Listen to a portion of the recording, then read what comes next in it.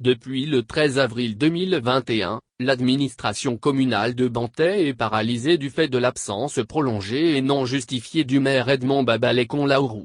Ainsi, conformément aux dispositions légales, notamment l'article 54 de la loi N°97-029 du 15 janvier 1999 portant organisation des communes en République du Bénin et le code électoral, le Conseil a décidé de la révocation.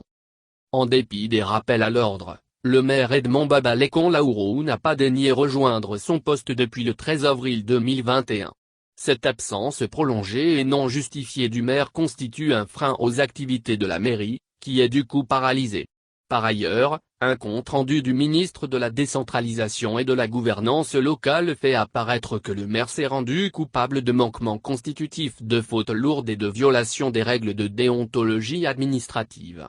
À la lumière des griefs et des faits reprochés à Edmond Babalekon-Laourou et contenus dans le rapport du ministre de la Décentralisation, il s'est mis en marge des lois et règlements. De plus, beaucoup le soupçonnaient d'être de mèche, sinon un des instigateurs des faits de violence notés dans la commune pendant la période électorale.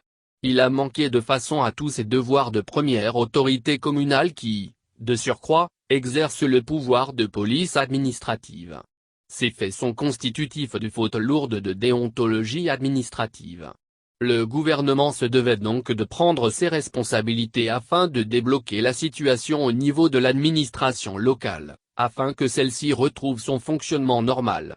En effet, selon l'article 54 de la loi N°97-029 du 15 janvier 1999 portant organisation des communes en République du Bénin, le maire ou l'adjoint qui commet une faute lourde peut être révoqué de ses fonctions.